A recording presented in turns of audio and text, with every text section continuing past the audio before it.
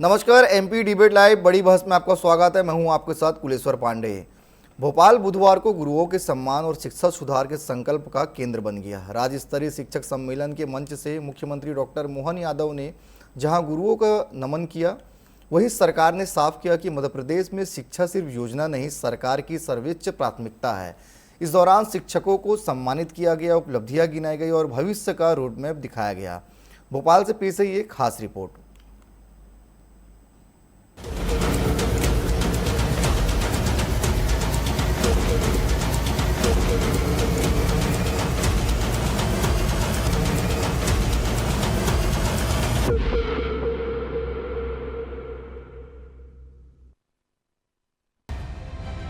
राजधानी भोपाल के सुभाष स्कूल में राज्य स्तरीय शिक्षक सम्मेलन का आयोजन हुआ।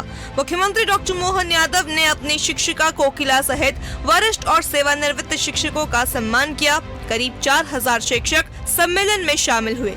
विकास प्रदर्शनी का उद्घाटन शिक्षा में नवाचार का प्रतीक बना। मंच से सरकार ने शिक्षा सुधार की ठोस तस्वीर रखी। शिक्षा मंत्री उदय प्रताप सिंह ने बताया कि नामांकन में निरंतर वृद्धि, स्कूलों को आर्थिक सहायता, नई शिक्षा नीति का प्रभावी क्रियान्वयन और डिजिटल शिक्षा का विस्तार सरकार की प्रमुख उपलब्धियां हैं।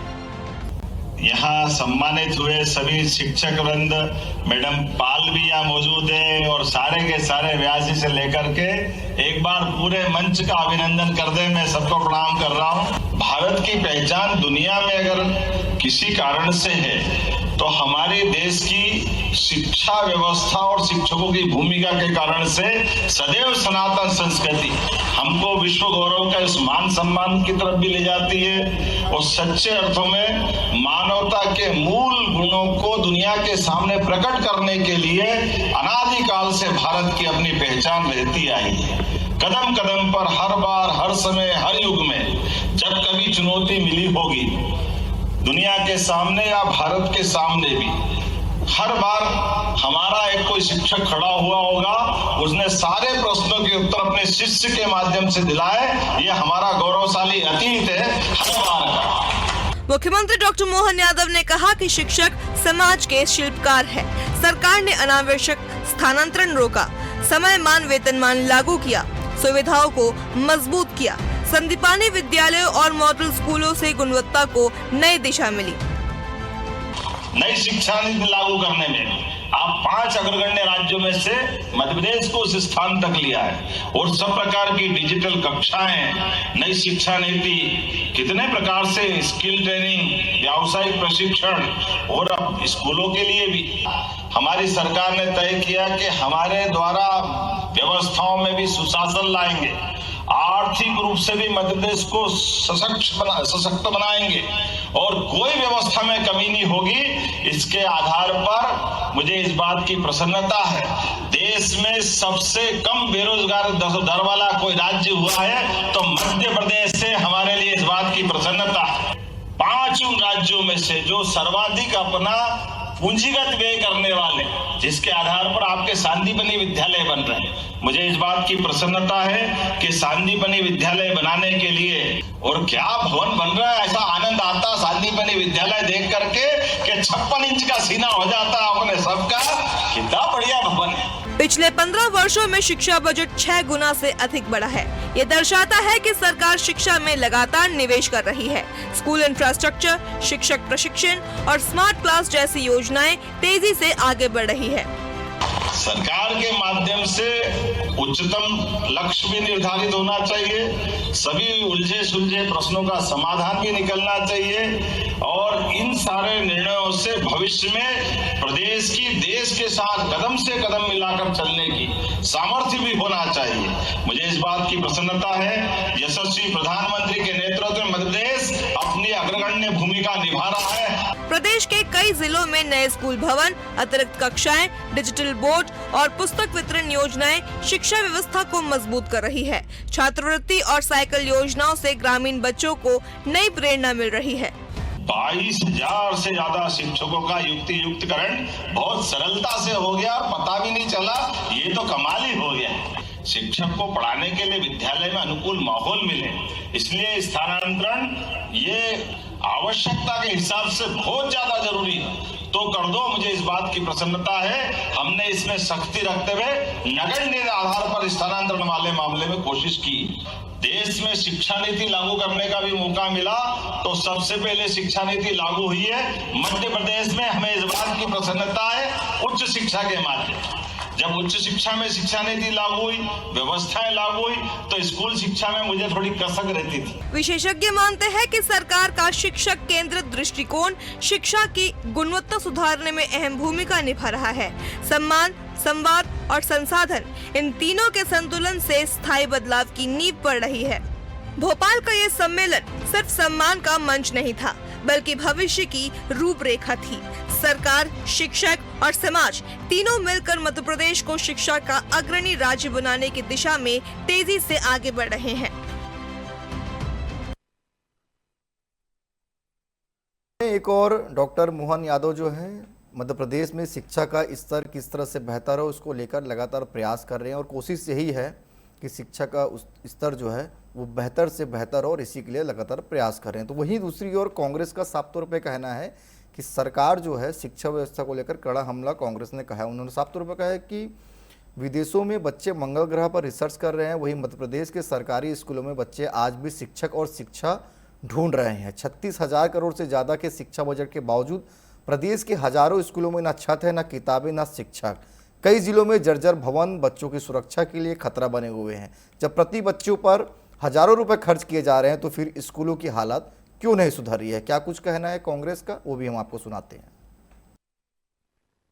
स्कूलों का हाल यह है कि मध्य प्रदेश में स्कूलों की छत नहीं है और निरंतर स्कूलों को समाप्त करने की दिशा में सरकार की नीति है। तो ये हमारे जुमलेबाज मुख्यमंत्री पहले भी थे और मोहन यादव जी भी उसी कड़ी में आगे बढ़ा रहे हैं। और मध्य प्रदेश के हर नागरिक पे 50,000 से कर्ज है। शिक्षा का बजट प्रतिवर्ष केंद्र और राज्य दोनों कम करते जा रहे हैं। तो निश्चित ही इनकी बात और इनका सम्मान सब झूठे जुमले हैं।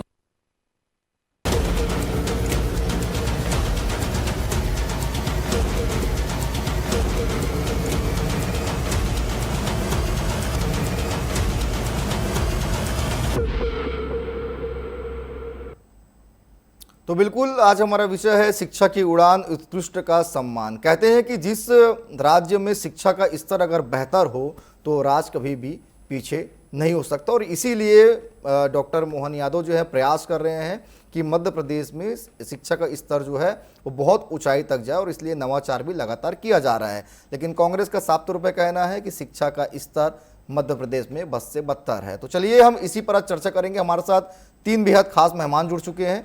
शिवम शुक्ला जी है बीजेपी के प्रवक्ता, स्वागत करता हूं मैं उनका। विक्रम चौधरी जी हैं कांग्रेस के प्रवक्ता, उनका भी स्वागत करता हूं। अनूप जी है हमारे साथ, वरिष्ठ पत्रकार हैं, उनका भी मैं स्वागत करता हूं। सबसे पहले अनूप जी मैं आपके पास से आना चाहूँगा। सर, लगातार जो सरकार सत्ता में रहती है निश्चित तौर पर उनका प्रयास रहता है कि शिक्षा का स्तर बेहतर हो और ये कहते भी हैं कि जिस राज्य में वहाँ के युवा, वहाँ के बच्चे अगर शिक्षित हो, राज्य कभी पीछे नहीं हो सकता, क्योंकि शिक्षा जब किसी के पास रहता है तो हमेशा वो आगे ही बढ़ता है। कांग्रेस के अलग तर्क है सर, बीजेपी का अलग तर्क है। आप एक वरिष्ठ पत्रकार के तौर पे सर कैसे देखते हैं, मध्य प्रदेश में भी शिक्षा का स्तर कहां तक गया और इसमें कुछ बदलाव की आवश्यकता आप देखते हैं क्या?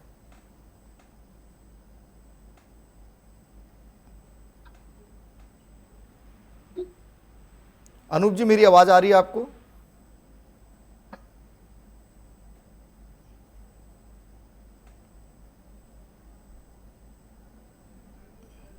अनूप जी आप अनम्यूट कर लीजिए, आपका म्यूट है वीडियो।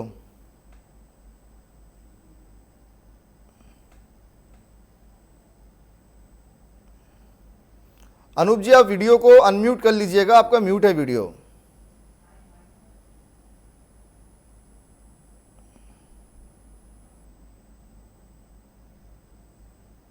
चलिए, अनूप जी से संपर्क नहीं हो पा रहा है। मैं टेक्निकल टीम को कहूंगा कि उनका ऑडियो जो है सही करें। हम सीधा चलते हैं विक्रम जी के पास, जो कांग्रेस के प्रवक्ता है। विक्रम जी, आप लोग कह रहे हैं कि शिक्षा का स्तर जो है मध्य प्रदेश में बद से बदतर है। सरकार बजट तो इसमें बढ़ा रही है लेकिन शिक्षा का स्तर नहीं सुधर रहा है। कहाँ पे आपको कमी दिखती है इसमें? हमें क्या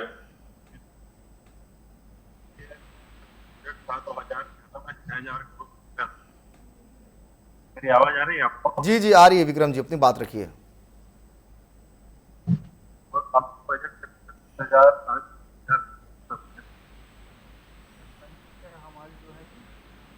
बढ़ती है, लेकिन उस अनुपात में जो है हमारा स्कूल का जो नामांकन है वो नहीं बढ़ रहा। 70,000 जो है शिक्षकों की कमी है। 500 स्कूल ऐसे हैं जहाँ एक शिक्षक से हमें काम चलाना पड़ रहा है और 100 स्कूल से ज्यादा ऐसा कोई भी शिक्षक कई स्कूल ऐसे हैं कागजों में शिक्षक तैनात। पिछले 30 सालों में जिस तरीके की शिक्षा नीति अपनाई है उसमें ना करके अकर्मण्य किस्म के शिक्षकों की भर्ती की है। उसके कारण मध्य प्रदेश का शिक्षा का स्तर पूरी तरह गिर चुका है। मैं आपको एक नजीर बताता हूँ। कुछ दिन पहले मैं एक हॉस्टल के सामने खड़ा था, वहाँ 2 संगीत लोग खड़े थे और वो मैंने उनसे पूछा भाई क्यों खड़े हो, तो बोला कि यहाँ सुंदरकांड कर।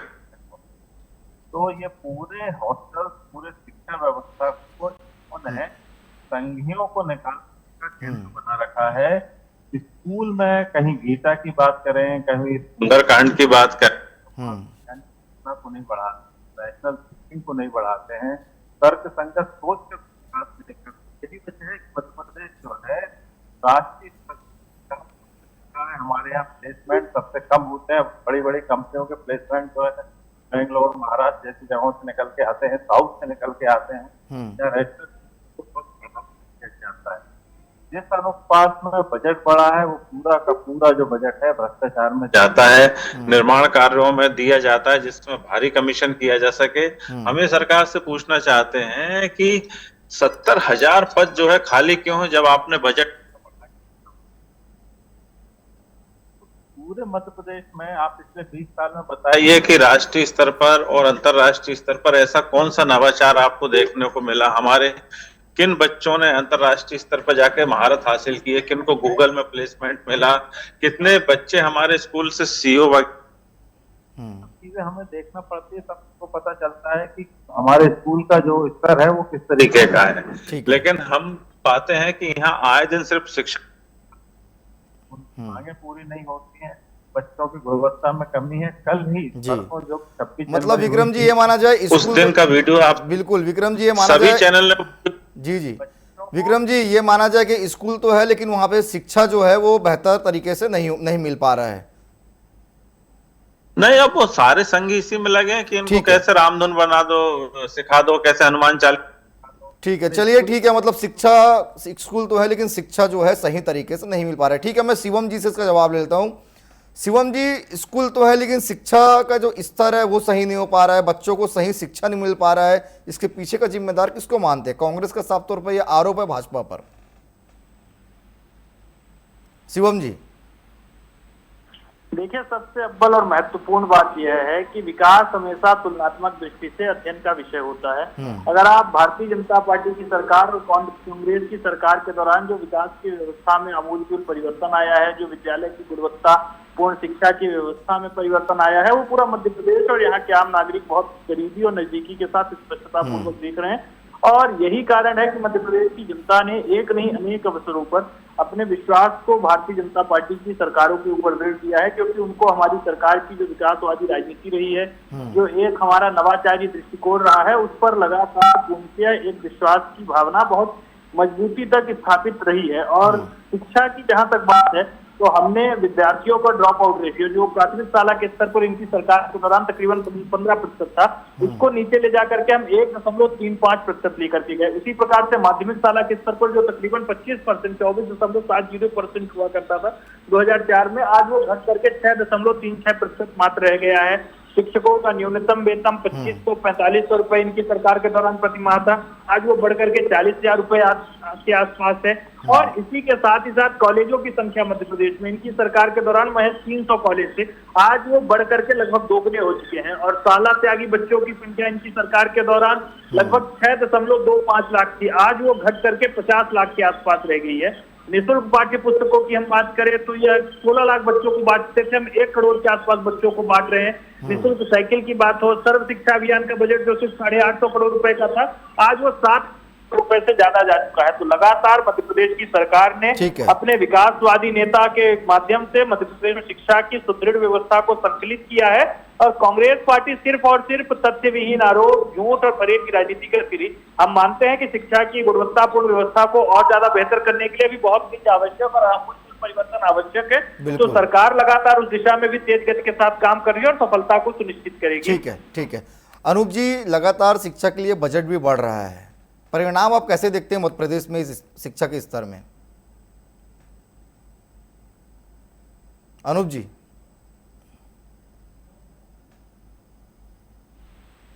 ठीक है, विक्रम जी के पास जाता हूँ। अनूप जी से संपर्क नहीं हो पा रहा है। विक्रम जी, साफ तौर पे शिवम जी का कहना, अनूप जी आवाज आ रही है? जी आपकी आवाज आ रही है अनूप जी। मैं ये कह रहा हूँ कि लगातार इस शिक्षा के क्षेत्र में बजट बढ़ रहा है, बजट आकार बड़ा हो रहा है, लेकिन वर्तमान में आप इसमें परिणाम कैसे देखते हैं? क्या वाकई में शिक्षा की गुणवत्ता, शिक्षा का स्तर मध्य प्रदेश में बेहतर हो पाया है पहले से? देखिएगा, शिक्षा के स्तर की जहां तक बात करें तो जो केंद्र सरकार की जब मानव संसाधन विकास मंत्रालय हुआ करता था 2018 के बाद से स्थिति में थोड़ा बहुत सुधार हुआ है। उसके पहले तक स्थिति बहुत खराब थी।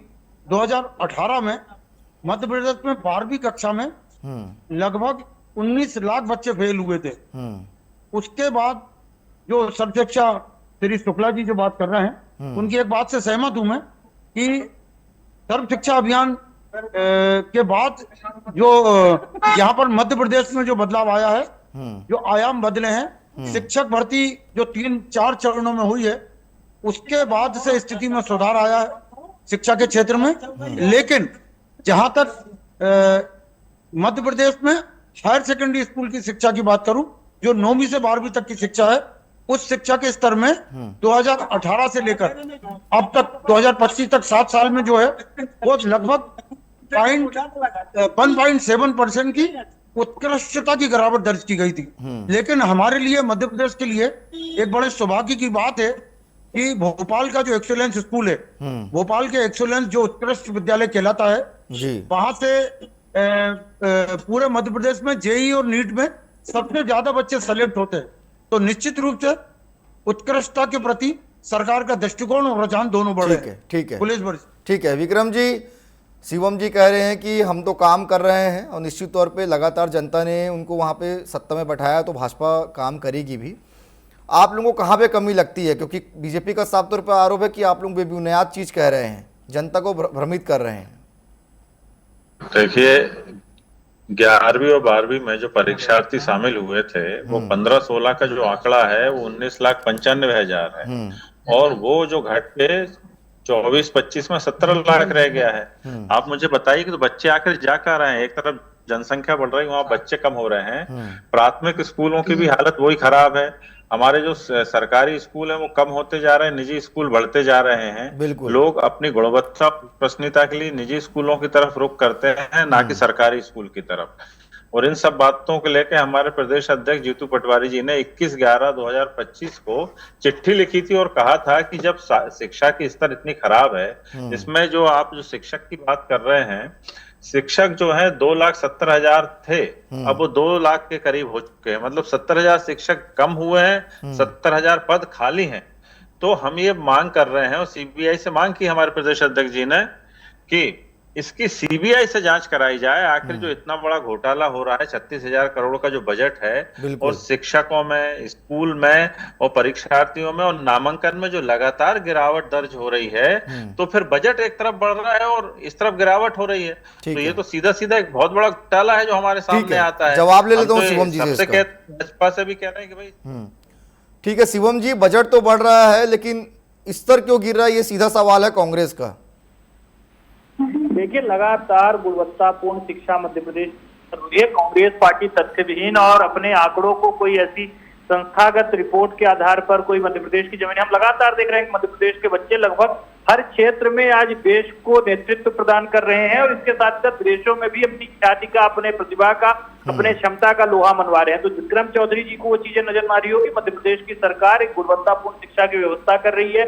हमारे जो पिछड़े तबके हैं, अनुसूचित जाति, जनजाति और पिछड़े समाज के बच्चे हैं, उनके लिए छात्रवृत्ति, यहाँ तक कि विदेशों में पढ़ाई, और इसके साथ ही साथ मेडिकल और इंजीनियरिंग तक की जो मेधावी विद्यार्थी हैं, जो 70% से ज्यादा अंक लेकर के आते हैं, इनके भीतर पढ़ने की कुव्वत और काबिलियत है, उनको सुनिश्चित करने का काम मध्य प्रदेश की सरकार करती है। तो कांग्रेस पार्टी के आरोप, ये चीजें पूरी तरीके से जमीन पर तथ्यविहीन और कहीं न कहीं झूठे हैं। ठीक है अनूप जी, आवाज आ रही है?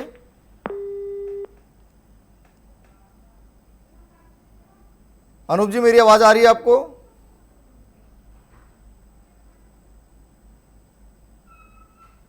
चलिए मैं विक्रम जी के पास जाता हूं। विक्रम जी, आप जो भी आप बात कहे उस पर साफ तौर पे शिवम जी का यही कहना है कि आरोप बेबुनियाद है। कोई ठोस साक्ष्य आप उनके सामने रखेंगे? और वर्तमान में आप स्थिति वहां पर कैसे देख रहे हैं और क्या बेहतर करना चाहिए ये भी बता दीजिए उनको। हम ये कह रहे हैं कि हम तो सीधा सीधा ये कह रहे हैं कि निष्पक्षता से इसकी जांच कराओ, सीबीआई से जांच कराओ। ठीक है। यदि हमारे आरोप बेबुनियाद हैं तो इसकी जांच सीबीआई कर लेगी, वो सबके आंकड़ा सामने आ जाएगा। मैं आपसे वही कह रहा हूं कि इनका कोई जो नीति नहीं है, कोई नियम नहीं है। इनकी एक तरफ जो बजट इतना अनाप शनाप बजट बढ़ रहा है, पिछली बार जो बजट पेश हुआ था 4,21,000 करोड़ का बजट था, उसके हालात और उसके अनुपात आप देखेंगे तो भोपाल में बामुश्किल 10 साल में एक फ्लाईओवर बना हुआ है। कहने का आशय यह है कि बजट बढ़ रहा है लेकिन वो जमीन पे नहीं दिख रहा है। उसी प्रकार शिक्षा का बजट बढ़ रहा है लेकिन वो जमीन पे नहीं दिख रहा है। मैंने जो आंकड़े आपको देके कहे हैं कि बजट के अनुपात में जो गुणवत्ता होनी चाहिए, जनसंख्या वृद्धि में जो गुणवत्ता होनी चाहिए, वो हमको देखने को नहीं मिल रही है। जब हमने सरकार छोड़ी थी तो हमारे पास जो टारगेट था वो साक्षरता का टारगेट था। वो जब दिग्विजय सिंह साहब ने सरकार छोड़ी थी तो पूरा मध्य प्रदेश जो है संपूर्ण साक्षर हुआ था। उस समय हमने प्रौढ़ शिक्षा को भी एक टारगेट बना के लिया था। तो हम लोगों ने इतनी पढ़ाइयां करवाई थी कि बच्चे तो ठीक है, जो बूढ़े थे, जो प्रौढ़ थे, वो भी शिक्षित हो गए थे। तो जो कांग्रेस ने आजादी के बाद जो टारगेट थे वो टारगेट पूरे किए। उस समय सामुदायिक विकास का टारगेट था। आज प्रौढ़ शिक्षा जैसी समस्या हमारे सामने नहीं है तो हमारे सामने क्या शिक्षा होना चाहिए कि नवाचार होना चाहिए, वैज्ञानिक चिंतन होना विक्रम जी, चाहिए। आपका कहना भी सही है कि अगर बजट का आकार बढ़ रहा है तो धरातल में परिणाम क्यों नहीं दिख रहा है, शिक्षा में गुणवत्ता क्यों नहीं देख रहे हैं। निश्चित तौर पे आपका भी यह कहना सही है। चलिए हम अनूप जी से ले लेते हैं अगला सवाल। अनूप जी, बजट का आकार बढ़ रहा है लेकिन धरातल में परिणाम नहीं दिख रहा है। क्या वाकई में अभी भी मध्य प्रदेश में सरकारी स्कूलों की हालत जो है वो बद से बदतर है कि वो बेहतर हो चुके हैं? अनूप जी। जी आवाज आ रही है मेरी? जी आ रही है अनूप जी, क्योंकि देखा जाता है कि आजकल कोई भी जो परिजन है वो अपने बच्चों को सरकारी स्कूल में नहीं भेजना चाहते और सरकार का प्रयास रहता है कि सरकारी स्कूल को हम बहुत बेहतर करें ताकि बच्चे सरकारी स्कूल में अपने बच्चों को भेजे। तो मध्य प्रदेश जी, तो वहां के हालात कैसे हैं सर सरकारी स्कूल? क्योंकि साफ तौर पे कांग्रेस यही कहना है कि बजट का आकार बढ़ा है लेकिन धरातल पर कुछ नहीं दिखता। नहीं, मैं निश्चित रूप से डॉक्टर चौधरी की इस बात से सहमत हूं कि मध्य प्रदेश में स्कूल चले हम अभियान, जो शिक्षा जो बच्चे स्कूल छोड़ देते हैं उनके लिए चलाया जाता है और नव प्रवेशित बच्चों के लिए अभियान चलाते हैं। तो निश्चित रूप से पिछले 7 सालों में उसमें तेजी से गिरावट हुई है। रही बात जो कांग्रेस सरकार के 1.25 साल का शासनकाल था तो उसमें थोड़ी ग्रोथ हुई थी, उसमें स्कूल चले हम अभियान में। लेकिन उसके बाद से जब से मैं निश्चित रूप से बिल्कुल स्पष्ट रूप से तुलना भी कर सकता हूं कि मुख्यमंत्री शिवराज सिंह चौहान के कार्यकाल में और मोहन यादव के 2 साल के कार्यकाल में, ये शिवराज सिंह का लगभग 14 साल का कार्यकाल और मोहन यादव का 2 साल का कार्यकाल। तो डॉक्टर मोहन यादव के सरकार के कार्यकाल में वो स्कूल चले हम अभियान में वृद्धि दर्ज की गई है और शिवराज सिंह चौहान सरकार के कार्यकाल में लगातार तकरीबन पहली कक्षा से लेके, जैसा कि डॉक्टर चौधरी ने बताया है, 12वीं कक्षा तक में ओवरऑल पूरे बच्चों की संख्या मिलाई जाए तो 36 लाख बच्चों एक साल में स्कूल छोड़ा था, 36 लाख बच्चों। पुलेश्वर जी, तो निश्चित रूप से यह बड़ा चिंता का विषय है कि आखिर ऐसा क्यों हो रहा है। और जहां तक आपने निजी स्कूलों की बात करी तो निजी स्कूलों में प्रवेश का आंकड़ा लगातार बढ़ रहा है। यदि हम मॉडल स्कूल, सरकारी और एक्सीलेंस स्कूल का अपवाद छोड़ दे तो, क्योंकि देखिए बिल्कुल अनूप जी, क्योंकि हर पेरेंट्स यही चाहेगा कि हम अपने बच्चों को अच्छे स्कूल में डालें, इसलिए शायद वो निजी स्कूल का रुख अपनाते हैं क्योंकि सरकारी स्कूलों की हालात शायद अभी ठीक नहीं है। शिवम जी, सरकारी स्कूल को दुरुस्त करा दीजिए। शिवम जी, आवाज आ रही है? चलिए विक्रम जी से मैं अंतिम सवाल ले लेता हूं। विक्रम जी, शिवम जी तो अभी हमारे साथ नहीं जुड़ पा रहे हैं। विक्रम जी, साफ तौर पे मेरा एक सीधा सवाल है, स्तर कैसे सुधरेगा? क्योंकि आप विपक्ष में हैं, एक लाइन में बता दीजिए। स्तर देखिए, स्तर सुधरता है कि आप जब शिक्षा को किसी एक अपने राजनीतिक प्रोपोगंडा के लिए इस्तेमाल न करें। शिक्षा को स्वतंत्र छोड़ना चाहिए। उसमें हमको, मैं बार बार जिस शब्द का इस्तेमाल कर रहा हूं कि हमको वैज्ञानिक चिंतन, कैंपस कल्चर, इन चीजों की तरफ फोकस करना चाहिए और आरएसएस जैसे संगठनों को शिक्षण संस्थानों से दूर रखना चाहिए, क्योंकि इनका वहां टारगेट जो है हिंदुत्व की मानसिकता पैदा करना है, ना कि हमारे बच्चों में उच्च क्वालिटी की शिक्षा और अच्छे गुणवत्ता युक्त चिंतन के विद्यार्थी पैदा करना। देखिए, वो एक रेजिमेंटेशन वाले लोग हैं, उनको कम से कम बुद्धि वाले लोग चाहिए होते हैं, ताकि वो लोग जो है मंदिर और हिंदू मुस्लिम जैसे मुद्दों में आए। जो आदमी पढ़ा लिखा होता है इन विषयों से बहुत दूर हो जाता है। जी।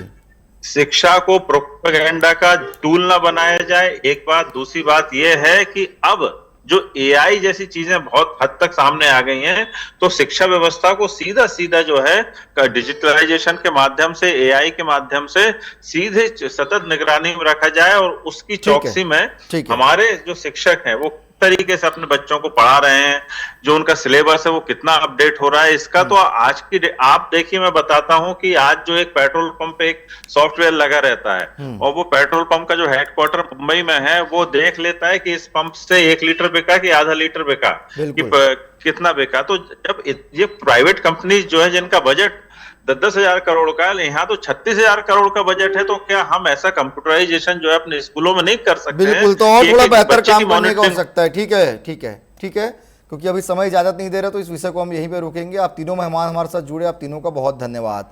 तो चलिए, एक और जो है सीएम मोहन यादव जो है शिक्षा के स्तर को बेहतर करने के लिए लगातार प्रयास कर रहे हैं, ताकि मध्य प्रदेश में शिक्षा गुणवत्ता मिले, शिक्षा में गुणवत्ता मिले, बच्चे जो है ज़्यादा से ज़्यादा शिक्षित हो, और इस दिशा में लगातार काम भी कर रहे हैं। लेकिन कांग्रेस के अपने तर्क है। कांग्रेस का साफ तौर पर कहना है कि शिक्षा व्यवस्था जो है बस से बदतर मध्य प्रदेश में है, सरकार को और काम करने की आवश्यकता है।